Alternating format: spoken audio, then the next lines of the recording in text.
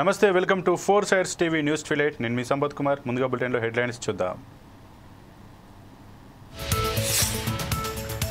సీమాంతర ఉగ్రవాదంపై కఠిన చర్యలు పహల్గామ్ దాడికి ప్రతీకారం తప్పదన్న మోదీ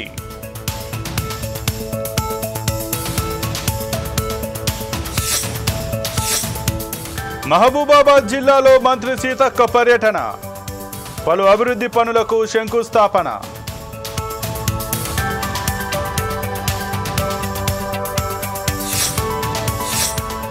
ఉగ్రవాదులకు నల్గొండ సేఫ్ జోన్గా మారింది ఎంపీ రఘునందన్ రావు సంచలన వ్యాఖ్యలు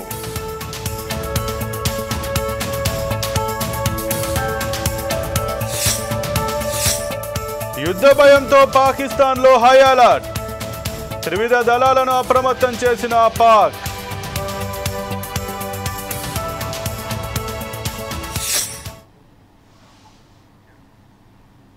ఛత్తీస్గఢ్లోని గరియాబంద్ అడవుల్లో భద్రతా బలగాలు కూంబింగ్ కొనసాగుతోంది. శోభా పోలీస్ స్టేషన్ ప్రాంతంలో భద్రతా బలగాలు మావోలకు మధ్య ఎదురుకాల్పులు జరిగాయి. ఈ ఎన్కౌంటర్లో ఓ మావోయిస్టు మృతి చెందగా మరికొంతమంది పరారైనట్లు సమాచారం. సంఘటనా స్థలంలో ఎస్ఎల్ఆర్ ఆయుధాలు, ఇతర వస్తువులను భద్రతా బలగాలు స్వాధీనం చేసుకున్నాయి.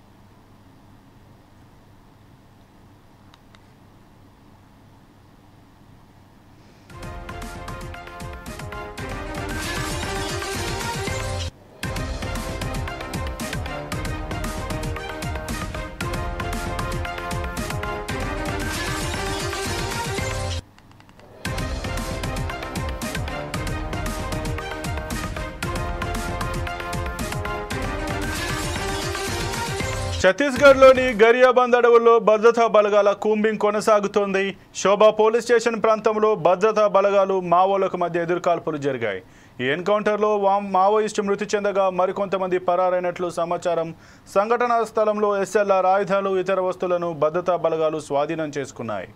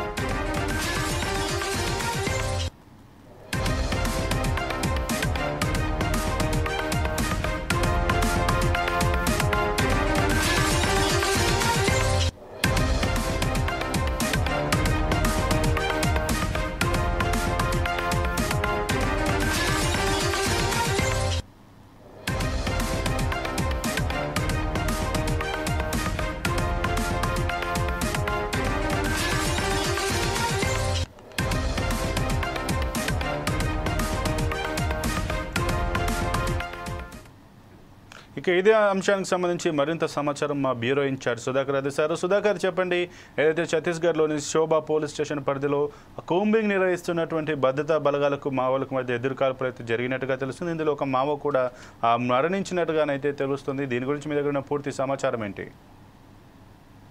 గరియాబంద్ జిల్లాలో ఎన్కౌంటర్ జరిగింది. భద్రతా బలగాలకు పోలీసులకు జరిగిన ఎదురుకాల్పుల్లో డివిజన్ కమిటీ సభ్యుడు ఐలియాస్ యోగేష్ కోస్తా హతమైనటువంటి సమాచారం ఉంది. అయితే ఈ సంఘటన సమాచారం ఎస్ఎల్ఆర్ ఆయుధాలు, అంతేకాకుండా పేలుడు పదార్థాలు కూడా పోలీసులు స్వాధీనం చేసుకున్న సమాచారం. ఒకటే చూసుకోవచ్చు, ఆపరేషన్ కగారులో భాగంగా దండకారణం అంటే ఛత్తీస్గఢ్ రాష్ట్ర సరిహద్దు ప్రాంతము, అలాగే తెలంగాణ రాష్ట్ర సరిహద్దు ప్రాంతం కర్రెగుట్టలో మాత్రం పోలీసు బలగాలు కూమింగ్ చేస్తున్నాయి. ఈ నేపథ్యంలో మావోయిస్టులు పార్టీ ఎక్కడ కనబడితే వాళ్ళని అంచెవేతల భాగంగా కూమింగ్ చేస్తున్న నేపథ్యంలో మాత్రం ఈ రోజు పోలీసులకు మావోయిస్టు తారసపడిన నేపథ్యంలో మాత్రం వారికి జరిగిన ఎన్కౌంటర్ లో మావోయిస్టు పార్టీకి సంబంధించిన ఒక అగ్రనేతకు సంబంధించిన వ్యక్తి మాత్రం ఈ రోజు ప్రాణాలు కోల్పోనుకోవచ్చు.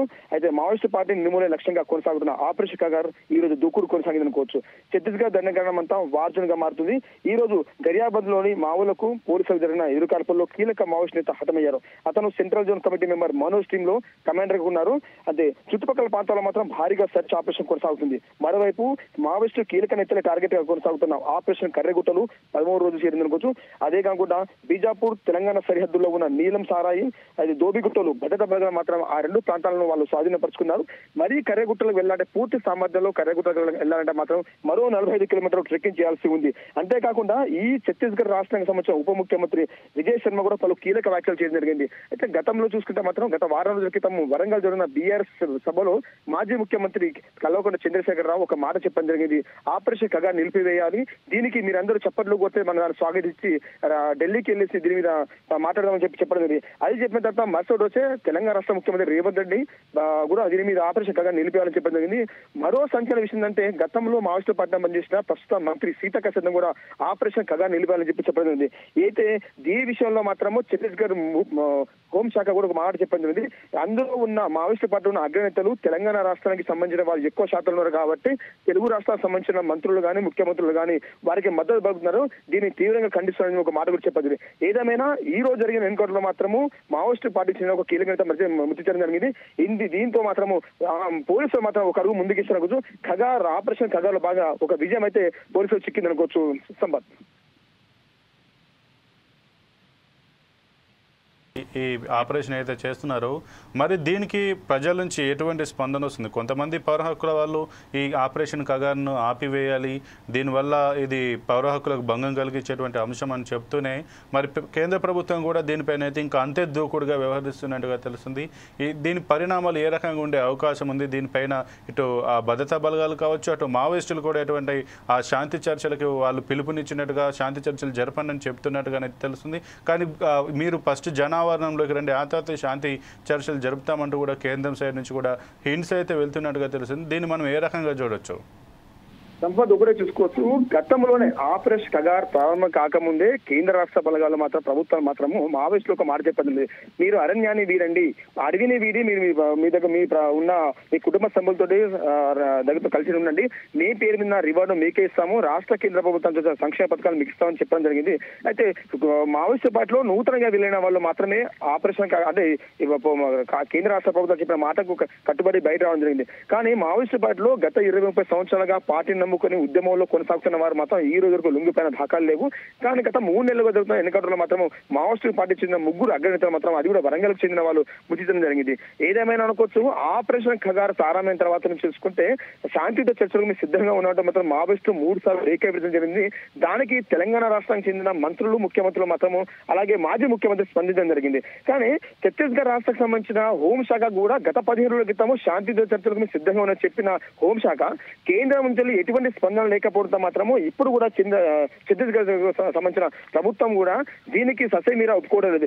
ఏదేమైనా ప్రస్తుతం ఆపరేషన్ ఖగార్ లో భాగంగా చూసుకున్న మాత్రం ప్రజా సంఘాలు కానీ మావోయిస్టు పార్టీకి సంబంధించిన సిపిఐ వీళ్ళు అందరూ ఆపరేషన్ ఖగార్ నిలిపాలని చెప్తున్నారు. కానీ మావోయిస్టుల చేత అంచెబడి ఉన్న కొంతమంది ప్రాణాలు కుటుంబ సభ్యులు మాత్రము ఆపరేషన్ ఖగార్ని అలాగే కొనసాగించాలి, అలా చేస్తేనే మావోయిస్టు పార్టీ మొత్తం అణచివేతబడుతుంది, వాళ్ళు లేకపోతే ఉంటుందంటూ మాత్రము మావోయిస్టు పార్టీలో ప్రాణాలు కోల్పోయిన కుటుంబ సభ్యులు మాత్రము గత 3 రోజుల క్రితం ఛత్తీస్గఢ్ హోంశాఖకు వినతిపత్రం ఇవ్వబడింది. ఏదేమైనా ఈ రోజు జరిగిన ఎన్కౌంటర్ ద్వారా మాత్రం మావోయిస్టులు ఒక మెట్టు ముందుకెళ్లారనుకోవచ్చు.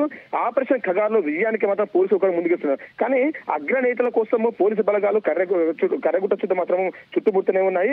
ఈ రోజు వరకు మావోయిస్టు పార్టీకి సంబంధించిన అగ్రనేతలు ఒకరు కూడా పోలీసులకు చిక్కలేదు, వాళ్ళకి ఆచి కూడా దొరకలేదు. ఒక సొరంగ మార్గం మాత్రం కనిపెట్టిన తర్వాత మాత్రం గత 2 రోజుల క్రితము ఇదే కర్రగుట్ట ప్రాంతంలో వచ్చేసి జాతీయ జెండా ఎగరేసి మేము విజయం సాధించామంటే మాత్రం పోలీసు బలగాలు చెప్తూనే ఉన్నాయి. కానీ ఆపరేషన్ ఖగార్ అంటే కర్రగుట్టలో జాతీయ జెండా ఎగరడం కాదు. 2026 మార్చి 31 నాటికి మావోయిస్టు పార్టీ భారతదేశంలో లేకుండా చేస్తానని చెప్పి హోంశాఖ చెప్పడం జరిగింది. కాబట్టి అది విజయవంతం అయితేనే ఆపరేషన్ ఖగార్ సక్సెస్ అయినట్టు. కానీ ఇప్పుడున్న పరిస్థితుల్లో మాత్రము ఆకురాలు ఉన్నాయి కాబట్టి అడవంతా ఏదైనా సరే ఓపెన్ గా కనబడుతుంది కాబట్టి పోలీసులు ముందుకెళ్ళడానికి సురక్షగా ముందుకున్నారు. కానీ ఇప్పుడు గత 2 రోజులుగా వర్షం కురుస్తుంది కాబట్టి ఇదే వర్షం ప్రభావం ఎలాగే కొనసాగడం మాత్రం చెట్లు మొత్తం పచ్చగా అయిపోతాయి, పోలీసులు ముందుకెళ్ళడం మాత్రం చాలా కష్టంగా ఉంది. ఏదేమైనా ఈ వర్షం ప్రభావం రాకముందే ఆపరేషన్ ఖగార్ని విజయవంతంగా ముందుకెళ్తే ఖచ్చితంగా కేంద్ర ప్రభుత్వం పట్టిన ఆపరేషన్ ఖగార్ని మాత్రం సక్సెస్ఫుల్ గా ముందుకెళ్ళొచ్చు అనుకో సంపత్.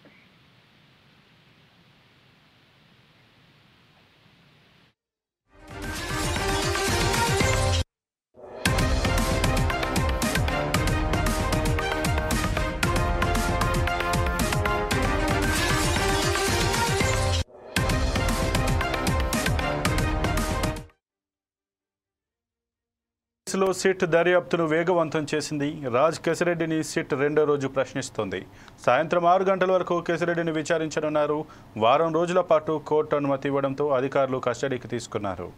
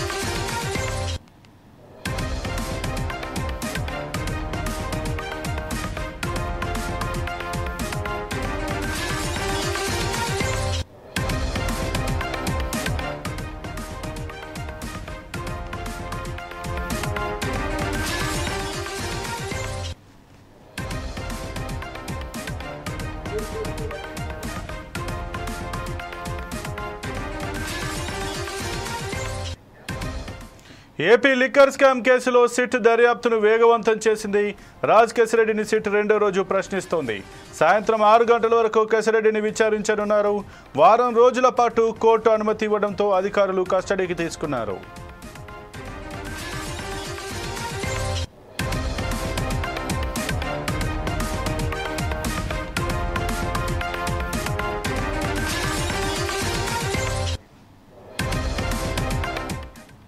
ఇక ఇదే అంశానికి సంబంధించి మరింత సమాచారం మా ప్రతినిధి లెనిన్ అందిస్తారు. లెనిన్, చెప్పండి, ఏదైతే ఏపీకి సంబంధించి లిక్కర్ స్కామ్ కేసులోనైతే ప్రధాన నిందితుడిగా ఆరోపణలు ఎదుర్కొంటున్నటువంటి రాజ్ కేశిరెడ్డిని రెండో రోజు కూడా సిట్ అయితే విచారించినట్టుగా తెలుస్తుంది.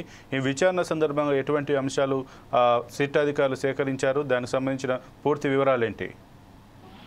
ఓకే సంపత్, మనం చూసుకున్నట్లయితే ఏపీ లిక్కర్ స్కామ్ కేసులో దర్యాప్తు ముమ్మరం అయితే సాగుతుంది. రెండో రోజు కసిరెడ్డి కస్టడీలోకి అయితే తీసుకున్నారు. వైద్య పరీక్షల కోసం ప్రభుత్వానికి కసిరెడ్డిని అయితే తరలించారు. అయితే కసిరెడ్డి వారం రోజులు కస్టడీకి అనుమతించింది ఏసీబీ కోర్టు. తొలి రోజు 7 గంటల పాటు సిట్ అధికారులు అయితే ప్రశ్నించారు. మద్య సరఫరా డిస్టరీలపై రాజ్ కేశిరెడ్డి సిట్ అధికారులు అయితే ప్రశ్నించారు. ప్రతి నెల 50 కోట్ల నుంచి 60 కోట్లు ఎలా వసూలు చేశారు, ఆ సొమ్మంతా ఏ రూపాల్లో ఎవరికి ఇచ్చారు, ప్రధాన సూత్రధారి ఎవరంటూ సిట్ అధికారులు ప్రశ్నల వర్షం అయితే కురిపించారు. ఇవాళ నుంచి కేసులో ఏ అంశాలు అంటే వాళ్ళు డబ్బును తరలించారు అనే దానిపైన అయితే వేగవంతంగా అయితే సాగుతుంది. అలానే ఆ తర్వాత ఇద్దరిని కలిపి ప్రశ్నించి, అంటే ఇక్కడ ఏదైతే ఉన్నారో ప్రధాన అనుచరుగా దిలీప్ ఎవరైతే ఉన్నారో అతన్ని కూడా సిట్టాధికారులు అయితే ప్రశ్నించే అవకాశం ఉంది. రాజ్ కేశిరెడ్డి వారం రోజుల పాటు సిట్ కస్టడీకి ఇవ్వడంతో పాటు తొలి రోజు 7 గంటల పాటు విచారించారు. ఉదయం 10 గంటల నుంచి సాయంత్రం 5 వరకు ప్రశ్నించారు. దర్యాప్తులో తేలిన అంశాల ఆధారంగా వివరాలు రాబట్టారు. చాలా ప్రశ్నలకు ఆయన తప్పించుకునే రీతిలో సమాధానాలు ఇచ్చినట్టుగా సమాచారం. తమ వద్ద ఉన్న ఆధారాలను, కాల్ డేటా రికార్డులను, సాక్షుల వాగ్మూలాలను చూపించి ప్రశ్నించారు సిట్ అధికారులు అయితే అలానే తొలి రోజు విచారణకు రాజ్ కేశిరెడ్డి పూర్తి స్థాయిలో సహకరించలేదనే తెలుస్తుంది. మద్యం సరఫరా కంపెనీలు, డిస్టరీల నుంచి ముడుపులు వసూలులో రాజ్ కేశిరెడ్డి తరపున కీలకంగా బూనెంటి చాణక్య వ్యవహరించారు. ఈ కేసులో ఆయన A8 గా ఉన్నారు. చాణక్యను శనివారం నుంచి ఈ నెల 7 వరకు సిట్టు కస్టడీకి ఇస్తూ విజయవాడ ఏసీబీ న్యాయస్థానం అయితే ఆదేశాలు ఇచ్చింది. అలానే మద్యం కుంభకోణం కేసులో తాజాగా అరెస్ట్ అయిన రాజ్ కేశిరెడ్డి ప్రధాన అనుచరుడు ఎవరైతే ఉన్నారో దిలీప్ ను 30వ నిందితుడిగా సిట్టు చేర్చింది. చెన్నై విమానాశ్రయంలో ఆయనను అరెస్ట్ చేసిన విషయం తెలిసిందే. అలానే విజయవాడ ఏసీబీ కోర్టులో అయితే హాజరుపరిచారు. న్యాయాధికారి ఈ నెల 6వ తేదీ వరకు జ్యుడిషియల్ గా రిమాండ్ అయితే విధించారు. ఈ కేసులో ఇప్పటి వరకు అరెస్ట్ అయిన వారందరికీ మే 6 వరకు అయితే రిమాండ్ విధించారు. ఇటు దిలీప్ ను కస్టడీ కోరుతూ సిట్ పిటిషన్ దాఖలు చేయనుంది సంపత్. అలానే రాజ్ కసిరెడ్డి ఆంధ్రప్రదేశ్ లిక్కర్ స్కామ్ లో ప్రధాన నిందితుడు. అతను అప్పటి ముఖ్యమంత్రి జగన్ మోహన్ రెడ్డి ఐటీ సలహాదారుగా పనిచేసిన సమయంలో తనకు పలుకుబడిని ఉపయోగించి ఇష్టం వచ్చిన బ్రాండ్లను దీని ద్వారా నెలకు 50 నుంచి 60 కోట్ల చొప్పున 4 ఏళ్లలో 3,200 కోట్ల మేర ముడుపులు తీసుకున్నారనే ప్రత్యేక దర్యాప్తు బృందం అయితే గుర్తించింది. ముఖ్యంగా తక్కువగా తెలిసిన బ్రాండ్లకు ఎక్కువగా ఆర్డర్లు వచ్చేలా చేసి వాటి ద్వారా రాజ్ కసిరెడ్డి భారీగా లంచాలు వసూలు చేశారనే ఆరోపణలు కూడా వినిపిస్తున్నాయి. ఈ డబ్బును కొందరు వైసీపీ నాయకులు బినామీ కంపెనీలకు తరలించారని కూడా సిట్ అనుమానిస్తుంది. ఈ వ్యవహారంలో రాజ్ కసిరెడ్డి కీలక సూత్రధారి అని కూడా సిట్ భావిస్తుంది సంపత్. Okay, thank you Lenin.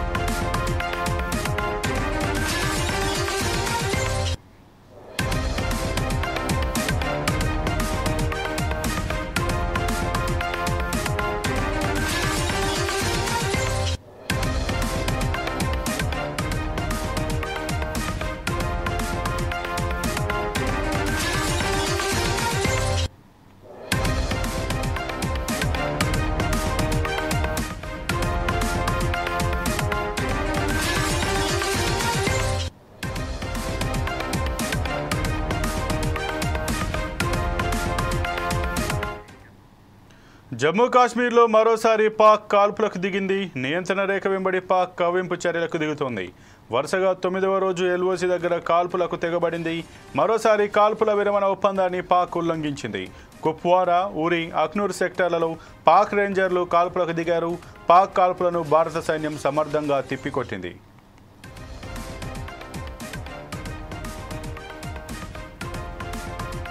ఇక ఇదే అంశానికి సంబంధించి మరింత సమాచారం మా ఇన్పుట్ ఎడిటర్ శ్రీనివాస్ అందిస్తారు. శ్రీనివాస్, చెప్పండి. నియంత్రణ రేఖ వెంబడి పాక్ మరోసారి కూడా ఈ కవ్వింపు చర్యలకు పాల్పడినట్టుగా తెలుస్తుంది. దీన్ని భారత సైన్యం తిప్పికొట్టినట్టుగా తెలుస్తుంది. ఈ పాక్ కవ్వింపు చర్యలు మనం ఏ రకంగా చూడొచ్చు? భారత్ దీనిపైన ఏ రకంగా స్పందించబోతుంది? దీని గురించి మీ దగ్గర ఉన్న పూర్తి సమాచారం ఏంటి? పాకిస్తాన్ కవ్వింపు చర్యలకు పాల్పడడం ఇదేమీ కొత్త కాదు. భారత్ కు ఎప్పుడు కవ్వింపు చర్యలు పాల్పడ్డా అందుకు నీటైన సమాధానం భారత భద్రతా దళాలు ఇస్తూనే ఉన్నాయి. దానికి పాక్ తోకపడిచి పారిపోతూనే ఉంది. ఏదైతే పెహల్గామ్ ఉగ్ర దాడి తర్వాత పాకిస్తాన్ ఏదైతే చేస్తుందో దాన్ని ఇక భారత్ సహించేది లేదని చెప్పేసి అంతర్జాతీయ వేదికల మీద అటు ప్రధాని కావచ్చు, అదేవిధంగా రక్షణ శాఖ మంత్రి కావచ్చు, భారత ప్రజలు కావచ్చు, యుఎన్ఓలో కావచ్చు స్పష్టంగా తెలియజేయడం జరిగింది. పాక్ ఆటలిక సాగవు అని చెప్పేసి స్పష్టం చేయడం జరిగింది. దీంతోనే పాక్ లో ఉక్రోషం పెరిగిపోయింది. పాక్ లో జరుగుతున్న అంతర్యుద్ధం కావచ్చు, ప్రజల తిరుగుబాటు అయ్యే ప్రమాదం కూడా ఉంది. దీంతో పాకిస్తాన్ ఏం చేయలేక భారత్ మీద కవ్వింపు చర్యలకు పాల్పడుతుంది. అందులో భాగంగానే ఏదైతే కాల్పుల విరమణ అనే ఒక ఒప్పందం ఏదుందో ఆ ఒప్పందాన్ని పాకిస్తాన్ తూట్లు పొడుస్తుంది. ఏదైతే పహల్గామ్ ఉగ్రదాడి తర్వాత భారత్ తీసుకున్న నిర్ణయాలకి పాకిస్తాన్ ఏమీ చేయలేని పరిస్థితుల్లో ఇప్పుడు కాల్పులను విరమణను తూట్లు పొడుస్తూ భారత సరిహద్దు వెంబడి భారత సైనిక స్థావరాల మీద కాల్పులు జరుపుతూ వచ్చింది. ఈ రోజు ఉదయానికి 9వ రోజు కాల్పుల విరమణ ఒప్పందాన్ని తూట్లు పొడచడం ఇది భారత్ కు కొత్త ఏం కాదు. గతంలో కూడా ఈ తరహా విరమణలు పాకిస్తాన్ చాలానే చేసింది. అయినప్పటికీ భారత్ భద్రతా దళాలకు కూడా ఇది అలవాటు కాబట్టే పాకిస్తాన్ ఏవైతే కాల్పులు జరుగుతుందో ఆ కాల్పులకు ధీటైన సమాధానం భారత భద్రతా దళాలు ఇస్తుంది. దీంతో పాకిస్తాన్ సైన్యానికి ఏమీ చేసేది లేక మౌనంగా ఉండిపోవాల్సిన పరిస్థితి. అది కూడా కాల్పులు ఎప్పుడు చేస్తున్నారంటే అర్ధరాత్రి సమయంలో, రాత్రుళ్ళు. అంటే పగలు కాల్పులు చేస్తే కనుక మరింత ధీటైన సమాధానం వస్తుందని చెప్పేసి పాకిస్తాన్ ఆర్మీ భావించింది. కాబట్టి నైట్ సమయాల్లో భారత సరిహద్దుల మీద భారత భద్రతా దళాల మీద కాల్పులు జరుపుతున్నారు. ఎంత అర్ధరాత్రి అయినా ఎప్పుడైనా సరే భారత్ యుద్ధానికి కూడా రెడీ. పాకిస్తాన్ ఏదైతే చేస్తున్న కాల్పులు అవుతున్నాయో ఆ కాల్పులు తిప్పికొడుతూ ఎప్పటికప్పుడు వారికి ధీటైన సమాధానం భారత భద్రతా దళాలు ఇస్తున్నాయి. సంపాదన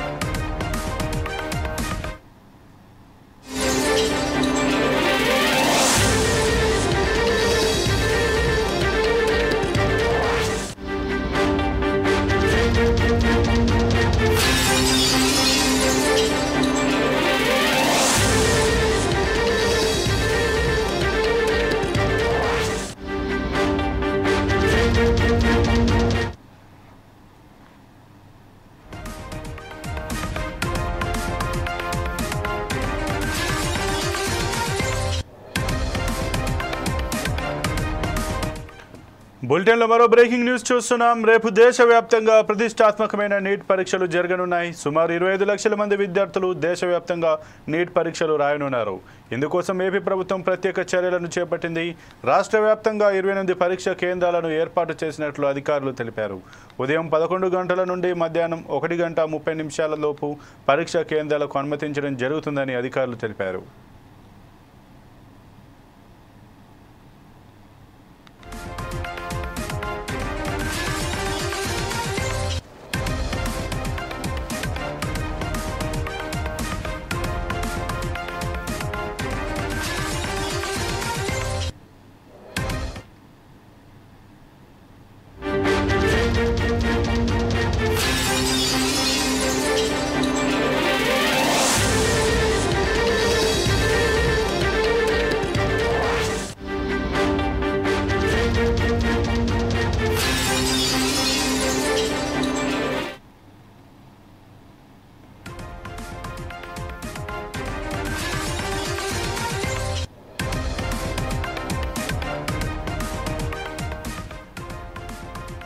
బులెటిన్లో మరో బ్రేకింగ్ న్యూస్ చూస్తున్నాం. అరేబియా సముద్రంలో నేవీ విన్యాసాలు కొనసాగుతున్నాయి.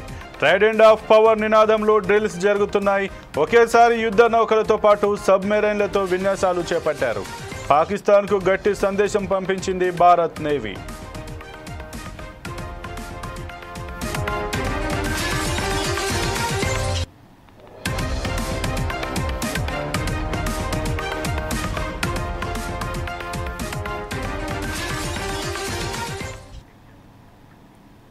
పహల్గామ్ దాడికి ప్రతీకారం తప్పదని ప్రధాని నరేంద్ర మోదీ హెచ్చరించారు. ఉగ్రవాదులతో పాటు వాళ్ళ మద్దతుదారులను అంతం చేస్తామన్నారు. సీమాంతర ఉగ్రవాదంపై కఠిన చర్యలు తీసుకుంటామని ప్రకటించారు. ఉగ్రవాదంపై పోరులో భారత్కు ప్రపంచ దేశాల మద్దతు పెరుగుతోంది. అంగోలా అధ్యక్షుడు జోవో లౌరెంకోతో భారత ప్రధానమంత్రి నరేంద్ర మోదీ ఢిల్లీలో సమావేశమయ్యారు. ఈ సందర్భంగా పలు కీలక ఒప్పందాలపై సంతకాలు చేశారు. పహల్గామ్ దాడిని అంగోలా తీవ్రంగా ఖండించినందుకు ప్రధాని మోదీ ధన్యవాదాలు తెలిపారు. అంగోలా స్వాతంత్ర్య పోరాటానికి భారత్ సంపూర్ణ మద్దతు ఇచ్చిన విషయాన్ని గుర్తు చేశారు. मारे गए लोगों के प्रति राष्ट्रपति लॉरेंसो और अंगोला की संवेदनाओं के लिए मैं उनका आभार व्यक्त किया. We are committed to take firm and decisive action against terrorists and those who support them. We thank Angola for their support in our fight against cross-border terrorism. Pahalgam में हुए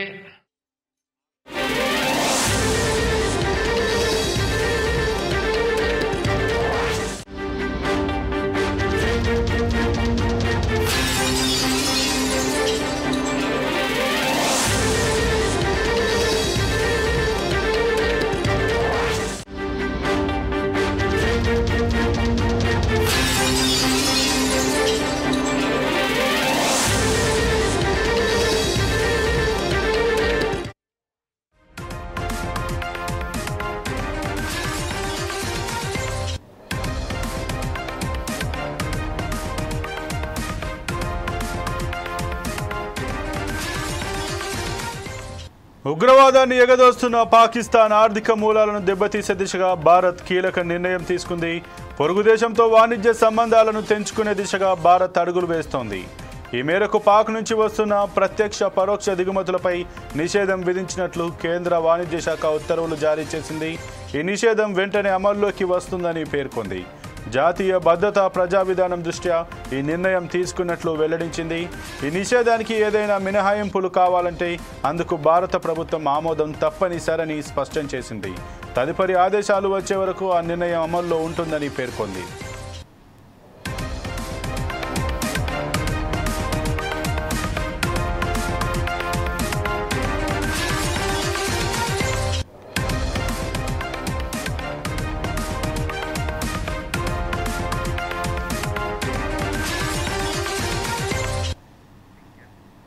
కాంగ్రెస్ ప్రభుత్వానికి కేంద్ర మంత్రి కిషన్ రెడ్డి సవాల్ విసిరారు. ఏ సర్క్యులర్ చూసినా సర్వే అని మాత్రమే ఉంటుందని ఆయన అన్నారు. ఆ సర్వే కూడా తూతూ మంత్రంగా కాంగ్రెస్ ప్రభుత్వం చేసిందని ఆయన విమర్శించారు. కాంగ్రెస్ సర్వేపై తాను చర్చకు సిద్ధమని కిషన్ రెడ్డి సవాల్ విసిరారు. కుల గణన లేదు, క్యాస్ట్ సర్వే అని మాత్రమే ఉంది. ఇప్పుడు మాటల్లో తప్పుడు మాటలు మాట్లాడుతున్నారు. వాళ్ళు కుల గణన చేయలేదు, క్యాస్ట్ సర్వే మాత్రమే చేశారు. అది కూడా తూతూ మంత్రంగా నామమంత్రంగా చేశారు. ఏ రోజు కూడా దాన్ని కూడా భారతీయ జనతా పార్టీ వ్యతిరేకించలేదు. పక్కా చేయాలని కోరాము, పకడ్బందీగా చేయాలని కోరాము, బీసీలకు న్యాయం జరిగే విధంగా చేయాలని కోరాము, బీసీలకు అన్యాయం చేసే విధంగా మత ప్రాతిపదికన ముస్లింలను బీసీలలో జోడించొద్దని కోరాము. అంతే తప్ప మేము ఎప్పుడు కూడా మేము కులగణను వ్యతిరేకించలేదు. ఈరోజు కులగణన అంటే భారత రాజ్యాంగంలో ఉన్నటువంటి చట్టం ప్రకారము చెయ్యాలి. ఆ ప్రాతిపదికనే చేసేటువంటి అధికారం. వాస్తవాలకు విరుద్ధంగా మాట్లాడితే చెప్పుకోవాల్సిన కర్మ మాకు లేదు. మాకు తెలంగాణ ప్రజలకు చెప్తాను తప్ప వాళ్ళకి చెప్పం. ఏదైనా ఉంటే మేము జవాబుదారీ తెలంగాణ ప్రజలకు, భారత ప్రజలకు అడ్డమైనకి జవాబు చెప్పాల్సిన కర్మ మాకు లేదు. ఈ దేనికి సిద్ధం? నేను చెప్తున్నా కదా, అసలు నువ్వు కులగణన చేయకపోతే ఒక్క సర్కులో చూపిమను. తెలంగాణ ప్రభుత్వం చేసినటువంటిది క్యాస్ట్ సెన్సస్ అనే పదం ఒక్కటి చూపిస్తే నేను చర్చకు వస్తా. ఒక్క పదం చూపిమను. ఇన్ని సర్కులర్స్ జిల్లాల వరకు పంపించారు కదా, కలెక్టర్స్ పంపించారు కదా, మీరు ట్రైనింగ్ చేశారు కదా, ఎక్కడనైనా క్యాస్ట్ సెన్సస్ తెలంగాణ ప్రభుత్వం చేసిందంటే నేను చర్చకు సిద్ధంగా ఉన్నాను. ఖమ్మం జిల్లా ముదిగొండ మండలంలోని మల్లన్నపాలెం గ్రామంలో రామలింగేశ్వర స్వామి దేవస్థానం పునర్నిర్మాణ పనులకు డిప్యూటీ సీఎం బట్టి విక్రమార్క శంకుస్థాపన చేశారు. తెలంగాణ రాష్ట్రం దేశంలోనే మొదటిగా కులగణన చేపట్టి దేశానికి ఆదర్శంగా నిలిచిందని డిప్యూటీ సీఎం అన్నారు. ప్రజల అభివృద్ధిని దృష్టిలో పెట్టుకుని ప్రభుత్వం అన్ని నిర్ణయాలు కులగణనను పరిగణలోకి తీసుకుంటుందన్నారు. కులగణన సర్వే ఫలితాలను ప్రజల్లోకి తీసుకెళ్లాలని పార్టీ కార్యకర్తలకు సూచించారు. రాష్ట్ర ప్రజల విజయం కూడా ఇది ప్రజాప్రభుత్వ విజయం. ఈ రాష్ట్రంలో చేసే ప్రతి పని కూడా ప్రణాళికాబద్ధంగా దాని ప్రకారం ఇక్కడ వనరులు కూడా భవిష్యత్తులో పంచే కార్యక్రమానికి నాంది పలుకుతున్నాం. అందుకోసమే బడ్జెట్లో కూడా రకరకాల సంక్షేమ కార్యక్రమాలు తీసుకున్నాం. ఇంటిగ్రేటెడ్ రెసిడెన్షియల్ స్కూల్స్ కానీ, లేకపోతే డైట్ ఛార్జెస్ 40% పెంచడం కానీ, 200% కాస్మెటిక్ ఛార్జెస్ పెంచడం కానీ, ఉద్యోగ అవకాశాలు కల్పించడం కానీ, భవిష్యత్తులో కూడా ఇటువంటి ప్రణాళికల సంక్షేమ కార్యక్రమాలు తీసుకొని పెద్ద ఎత్తున ముందుకు పోతామని మీ అందరికీ మనవి చేస్తూ, మీరు కూడా విరివిగా ఈ క్యాస్ట్ సెన్సస్ ని రాష్ట్ర ప్రభుత్వం తీసుకొచ్చిన దానివల్ల ఈ ప్రజలకు ఏ రకంగా ఉపయోగం ఉంటుందో కూడా మీరు ప్రజల మధ్యలో కూడా ఈ సమాచారం వెళ్లి సమావేశాలు పెట్టి అందరికి వివరించి దీని ద్వారా లబ్ధి పొందడం కోసం ఇంకా ఏం చేయాలో ఆ కార్యక్రమాలు కూడా మీరు ప్రణాళిక తయారు చేస్తే మేము చేసిన క్యాస్ట్ సెన్సస్ కి అర్థం కూడా ఉంటుంది. మీరు చేయకుండా మేము ఇచ్చిన సమాచారం ఆధారం చేసుకోకుండా అలాగే ఉంటే అంతిమంగా రాష్ట్ర ప్రజల విజయం కూడా ఇది ప్రజా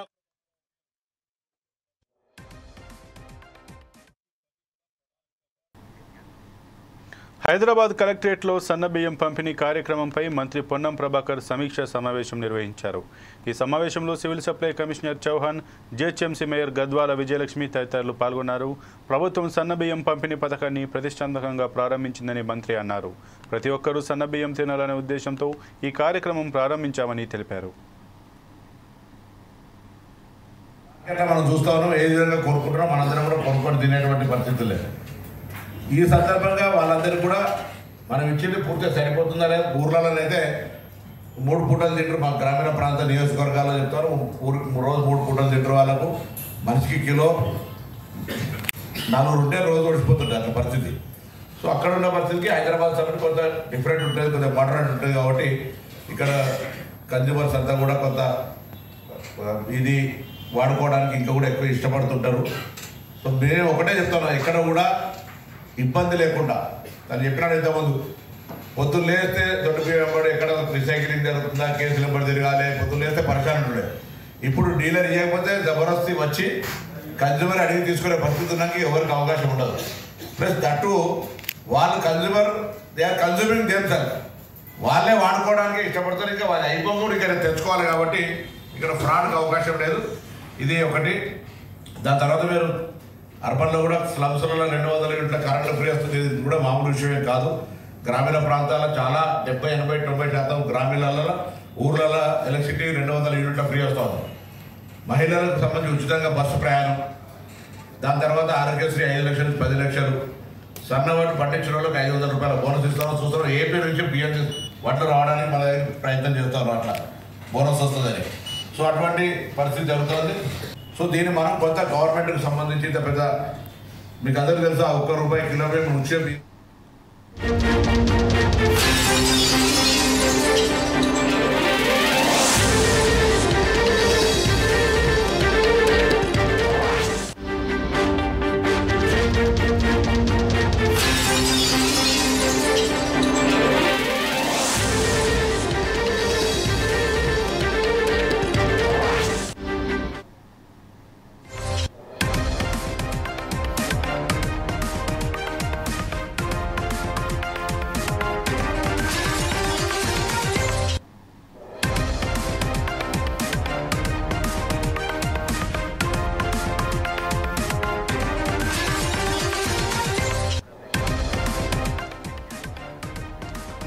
మరో బ్రేకింగ్ న్యూస్ చూస్తున్నాం. భారత్ చర్యలతో పాకిస్తాన్ ఉక్కిరి బిక్కిరవుతోంది. భారత్తో రాయబారం చేయాలంటూ ప్రపంచ దేశాలను వేడుకుంటోంది. చైనా, గల్ఫ్, యుఏఈ దేశాల హై కమిషనర్లతో పాక్ ప్రధాని షెహబాజ్ షరీఫ్ భేటీ అయ్యారు. China ambassador Xiaodong, UAE ambassador Hamid Obaid, Kuwait ambassador Nazir Abdullah రెహమాన్లతో భేటీ అయ్యారు. భారత్ చర్యలపై సాయం చేయాలని విజ్ఞప్తి చేశారు. పాకిస్తాన్కు అండగా ఉండాలంటూ వేడుకున్నారు. ప్రపంచ దేశాల ముందు పాకిస్తాన్ దేహి అంటోంది.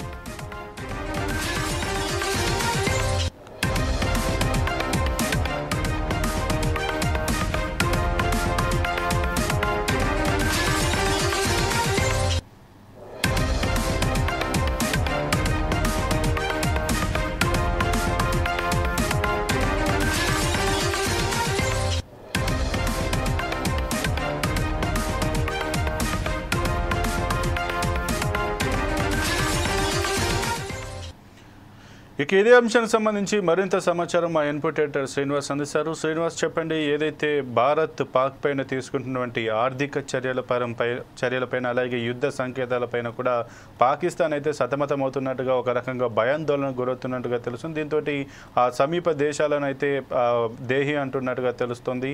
దీని గురించి మీ దగ్గర ఉన్న పూర్తి సమాచారం ఏంటి? సంపత్, మనం చూస్తున్నాం కదా, పెహల్గాం ఉగ్రదాడి తర్వాత పాకిస్తాన్ ఏదో గతంలో లాగే భారతదేశం వదిలేస్తాననుకుంది. కానీ పరిస్థితి చూస్తే అందుకు భిన్నంగా కనిపిస్తుంది. ఖచ్చితంగా భారత్ పాకిస్తాన్కు బుద్ధి చెప్పే పనిలో ఉంది. ఏదైతే ప్రధాని మోడీ అంతర్జాతీయ వేదికలను చెప్పినట్టు పాకిస్తాన్ కానీ ప్రపంచ దేశాలు కానీ ఊహించని విధంగా తాము ప్రతీకార చర్య ఉండబోతుందని చెప్పేసి ఎన్నోసార్లు చెప్పడం జరిగింది.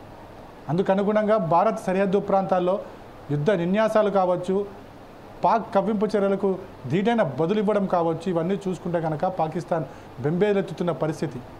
దానికి తోడు భారత్ తీసుకున్న నిర్ణయాలు కూడా పాకిస్తాన్ని ఉక్కిరిబిక్కిరి చేస్తున్నాయి.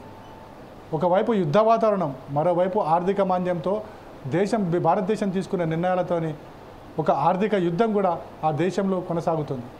సో ఇలాంటి చర్యల నేపథ్యంలో పాకిస్తాన్ పైకి మేకపోతు గాంభీర్యం ప్రదర్శిస్తూనే లోపల మాత్రం కుంగిపోయే పరిస్థితి కనిపిస్తుంది. అందుకు ఉదాహరణలే పాక్కి చెందిన హై కమిషనర్లు ఇతర దేశాల హై కమిషనర్లతోని రాయబారం నడిపించడం.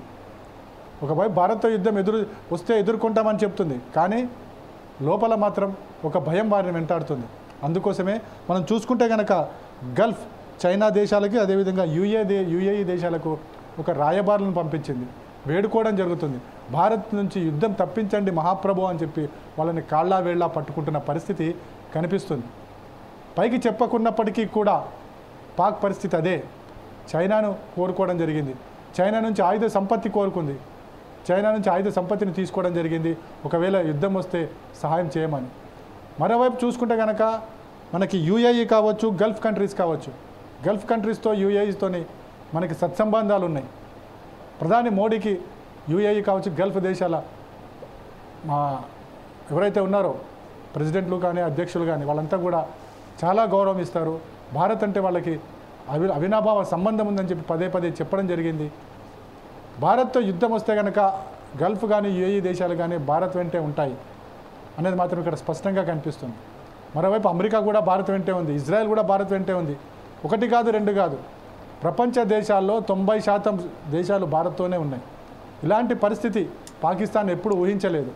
సో అలాంటి పరిస్థితి నేపథ్యంలో యుద్ధం తప్పేలా లేదు, యుద్ధం అంటూ వస్తే పాకిస్తాన్ ప్రపంచ మట్టంలో కనుమరుగవ్వడం ఖాయం అనేది ఆ దేశ ప్రజలకి తెలుసు, అదేవిధంగా అక్కడున్న ప్రభుత్వాలకి తెలుసు, మిలిటరీ అధికారులకు కూడా తెలుసు.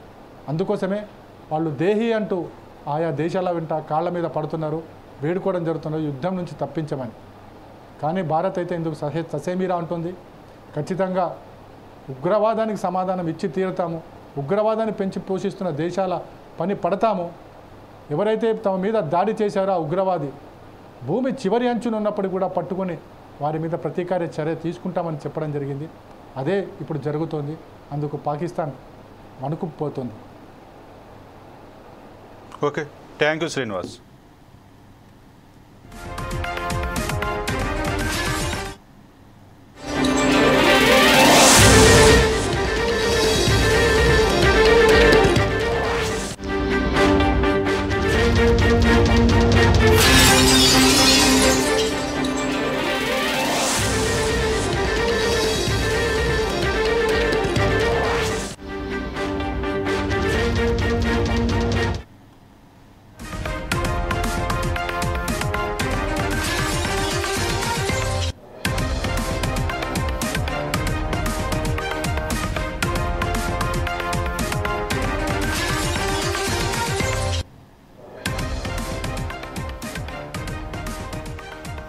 మరో బ్రేకింగ్ న్యూస్ చూస్తున్నాం. అఘోరి శ్రీనివాస్ ను పోలీసులు విచారించారు. పోలీసుల విచారణలో విస్తుపోయే వాస్తవాలు బయటపడుతున్నాయి. అనేక కోణాల్లో అఘోరి శ్రీనివాస్ ను విచారిస్తున్నారు. తమిళనాడు లింకులపై ఆరా తీస్తున్నారు. అఘోరి శ్రీనివాస్ కు తమిళనాడుకు చెందిన ఓ పొలిటికల్ లీడర్ అండదండలు ఉన్నట్లు తెలుస్తోంది. శ్రీనివాస్ కు కారును ఆ తమిళనాడు నేత గిఫ్ట్ గా ఇచ్చారు. అఘోరి శ్రీనివాస్ వాడుతున్న కారు తమిళనాడులో రిజిస్టర్ అయినట్లు సమాచారం. శ్రీనివాస్ ను నడిపిస్తున్న సూత్రధారులపై పోలీసులు ఆరా తీస్తున్నారు.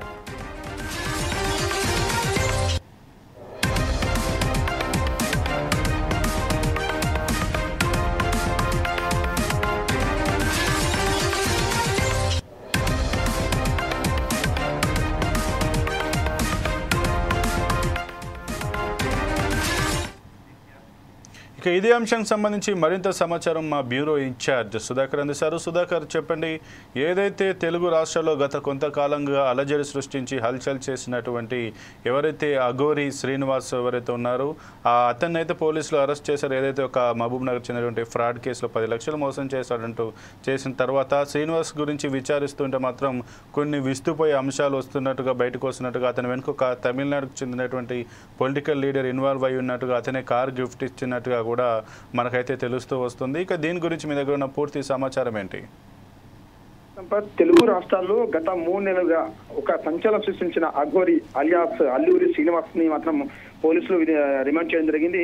గత శుక్రవారం వచ్చేసి 14 రోజులు రిమాండ్ పొడిగించడం జరిగింది. అయితే శ్రీనివాస్ వచ్చేసి ఒక మహిళ దగ్గర పూజలు చేస్తామని చెప్పి కొన్ని మాయమాటలు చెప్పేసి ఆమె దగ్గర నుంచి 10 లక్షల రూపాయల డబ్బులు తీసుకొని అక్కడి నుంచి పారిపోవడం జరిగింది.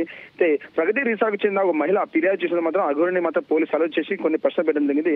ఈ ఫిర్యాదు చేసిన మహిళ అఘోరికి ఆమెకు ఇద్దరి మధ్యలో మాత్రము కొన్ని సత్సంబాలు కొనసాగాయి. దాని తర్వాత మాత్రం మీ కార్యక్రమాల నుంచి సజావుగా కొనసాగాలంటే మాత్రం నాకు సుమారు 10 లక్షల రూపాయలు డబ్బులు ఇస్తే ఈ కావాల్సిన పనులు చేస్తానని చెప్పడం జరిగింది. ఇది చెప్పిన తర్వాత ఆ అఘోరి ఎక్కడ ఈ ఆంధ్రాకు చెందిన అమ్మాయిని ప్రేమ వ్యవహారం కొనసాగదు. ఈ ప్రేమ వ్యవహారం తర్వాత కొన్ని ఆసక్తికర విషయాలు బయటకు రావడం జరిగింది. ఇదే వైష్ణవి కాకుండా మరికొంతమంది అంటే మరో 2 మహిళలతోటి శ్రీనివాస్ వివాహం చేసుకొని చెప్పి ఒకటి, అలాగే ఒక మహిళను కొన్ని మాయ మాటలు చెప్పి ఆమె దగ్గర 10 లక్షలు తీసుకొని వెళ్ళిపోయిన సంఘటన జరిగింది. దీని తర్వాత పోలీసులు ఆమె అరెస్ట్ చేసి హైదరాబాద్ తీసుకురావడం జరిగింది. అది తీసుకొచ్చిన తర్వాత ఈ రోజు ఇదే అఘోరి అలియాస్ శ్రీనివాస్ ని మాత్రం పోలీసులు విచారించిన నేపథ్యంలో మాత్రం కొన్ని ఆసక్తికర విషయాలు బయట రావడం జరిగింది. తమిళనాడుకు చెందిన ఒక రాజకీయ నాయకుడు, బడా నాయకుడే ఈ అఘోరికి అలియాస్ శ్రీనివాస్ కు వచ్చేసి కొన్ని లావాదేవీలు ఉన్నట్టు సమాచారం వచ్చింది. అంతేకాకుండా ప్రస్తుతం అఘోరి వాడుతున్న అదే శ్రీనివాస్ వాడుతున్న కారు కూడా తమిళనాడు రిజిస్ట్రేషన్ అయి ఉన్నట్టు మాత్రం బయట జరిగింది. అయితే ఒకటే చూసుకోవచ్చు, గత 3-4 నెలలుగా తెలుగు రాష్ట్రాల్లో సంచలనం సృష్టించిన అఘోరి శ్రీనివాస్ అయితే తెలుగు రాష్ట్రాలు ఎక్కడ అడుగుపెట్టినా మాత్రము కొంచెం సంచలనంగా మాటలు మాట్లాడడం జరిగింది. దీని తర్వాత ఇటు రాష్ట్ర ప్రభుత్వాల మీద ఇటు కేంద్ర ప్రభుత్వాల మీద మాట్లాడేది. అంతేకాకుండా ఏపీకి సంబంధించిన డిప్యూటీ సీఎం పవన్ కళ్యాణ్ మీద కూడా కొన్ని ఆసక్తిగా వ్యాఖ్యలు చేయడం జరిగింది. ఎక్కడ ఈ 10 లక్షల రూపాయలకు సంబంధించిన విషయం బయటకు వచ్చిందో, అలాగే వైష్ణవిని వివాహం చేసిన తర్వాత మాత్రము అఘోరి అలా శ్రీనివాస్ మీద మాత్రము తెలుగు రాష్ట్రాల్లో ఒక ఎవరు ఊహించే విధంగా మాత్రం కేసు పెట్టడం జరిగింది. దీని తర్వాత ఈ రోజు విచారణ మాత్రము ఆసక్తిగా విషయం పెట్టింది. తమిళనాడు చెందిన ఒక రాజకీయ నాయకుడు, బడా నాయకుడే మాత్రము అఘోరి వెనుక ఉంటూ మాత్రము అఘోరి కారు ఇచ్చేసి కొంత డబ్బులు కూడా ఆమె అకౌంట్ లో పెట్టడం మాత్రం సమాచారం బయటకు వచ్చింది.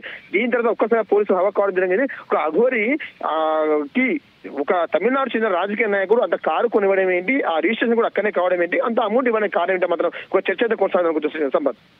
అయితే సుధాకర్, ఏదైతే ఈ అఘోరికి సంబంధించి మనం చూసాం పలుమార్లు పోలీసులతో గొడవలు పెట్టుకోవడం, అలానే కొంతమంది ఇష్టారీతిని తిరగడం, అలాగే నగ్నంగా తిరుగుతూ కొంత అలజడిని సృష్టించడం, అలాగే ఇష్టరీతిగా ఏదైతే ఆ హిందూ ధర్మాన్ని కాపాడుతానో, లేదంటే నేను హిందూ ధర్మం జోలికి వచ్చే వారిని నేను ఎవరిని కూడా వదిలిపెట్టానంటూ కూడా ఆమె కొన్ని వ్యాఖ్యలు చేసిన నేపథ్యంలో దీని వెనుక కూడా ఇలాంటి వ్యాఖ్యలు చేయడంలో ఉన్నట్టుండి అనుకోకుండా ఏదైతే ఒక టెంపుల్ డిమాలిషేషన్, ఒక విగ్రహాన్ని పడగొట్టారో ఆ టైంలో మేము ప్రత్యక్షం కావడం, ఆ తర్వాత జరిగినటువంటి పరిణామాలు కావచ్చు, ఇప్పుడు ఏవైతే బయటకు వస్తున్నటువంటి ఆ పరిణామాలు కావచ్చు, దీని వెనుక ఎవరైనా పెద్ద ఎత్తున సూత్రధారి ఉన్నాడని మనం భావించవచ్చా? ఖచ్చితంగా సంపత్ ఒకటే మాట్లాడవచ్చు, అఘోరి అలియా శ్రీనివాస్ వచ్చి సనాతన ధర్మము అలాగే వేములవాడ రాజన్న దేవస్థానంలో ఉన్న మన ముస్లిం కు సంబంధించిన దర్గాను కూడా కూర్చాలని చెప్పి మాత్రము కొన్ని రోజులు వేములవాడ టు హైదరాబాద్ అంటే ఈ తెలుగు రాష్ట్రంలో తిరుగుకుండా మాత్రం ప్రయాణం కొనసాగించింది. దీని తర్వాత ఈ సనాతన ధర్మం గురించి మాట్లాడే వ్యక్తి తర్వాత రాష్ట్ర ముఖ్యమంత్రి రేవంత్ రెడ్డి మీద, అలాగే ఏపీకి సంబంధించిన డిప్యూటీ సీఎం పవన్ కళ్యాణ్ మీద కూడా కొన్ని ఆసక్తి వ్యాఖ్యలు చేయడం జరిగింది. అయితే సనాతన ధర్మం గురించి మాట్లాడుతున్న అఘోరి మొదటగా తెలుగు రాష్ట్రం అడుగుపెట్టడం మాత్రం నగ్నంగా తిరగడం జరిగింది. దీని తర్వాత ఎక్కడిగా దేవాలయాలకు వెళ్ళడం తర్వాత అక్కడ భక్తులకు చాలా ఇబ్బంది కలుగుతున్నారు. ఆ దేవాలయాలకు సంబంధించిన అర్చకులు కానీ మిగిలిన భక్తులు కొంతమంది ఆమెకు బట్టలు ఇచ్చేసి దేవస్థానం లోపలికి వెళ్ళి పూజలు చేసుకోవాలని చెప్పి జరిగింది. అయితే ఇలా జరుగుతున్న నేపథ్యంలో మాత్రము ఒకసారి నెల్లూరు పరిసర ప్రాంతాల్లో జాతీయ రహదారి మీద కొంతమంది జర్నలిస్ట్ మిత్రులను అలాగే పోలీస్ శాఖకు వీరికి జరిగిన ఘర్షణ తర్వాత అక్కడ పోలీసులు వచ్చేసి ఖచ్చితంగా నువ్వు దుస్తులు ధరిస్తేనే నీకు బయటికి పంపిస్తాను, లేని పక్షాన్ని బయటికి పంపించని చెప్పండి. ఆ రోజు నుంచి ఇప్పటి వరకు మాత్రం కొన్ని దుస్తులు అంటే తాత్కాలికంగా బయటికి వెళ్ళినప్పుడు మాత్రం కొంచెం దుస్తులు తీసుకొని బయటకు వెళ్తుంది. కానీ అఘోరి సనాతన ధర్మం పేరిట మాత్రము తెలుగు రాష్ట్రాల్లో తిరుగుతూ సంచలనం చూసిన తర్వాత ఎక్కడ ఈ వైష్ణవి ప్రేమ విషయం బయటకు వచ్చిందో దాని తర్వాత ఈ 10 లక్షల రూపాయలు బయటకు రావడం, కేసు అయిన తర్వాత అఘోరి గతంలో చెప్పదు అఘోరి వచ్చేసి ట్రాన్స్జెండర్ హిజ్రాన్ అనే విధంగా అంటే ఇతను ట్రాన్స్జెండర్ కాదు, మగవాడు.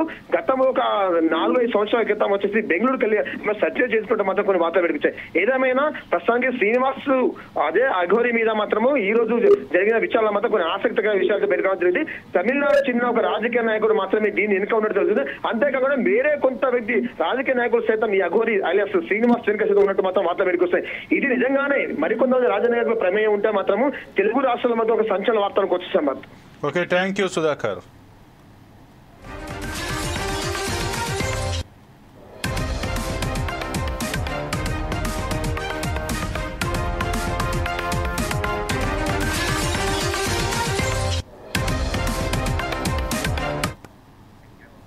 ఇక ఇవి ఇప్పటివరకు బులెటిన్లోని అప్డేట్స్. మరిన్ని అప్డేట్స్ కోసం చూస్తూనే ఉండండి 4 Sides TV.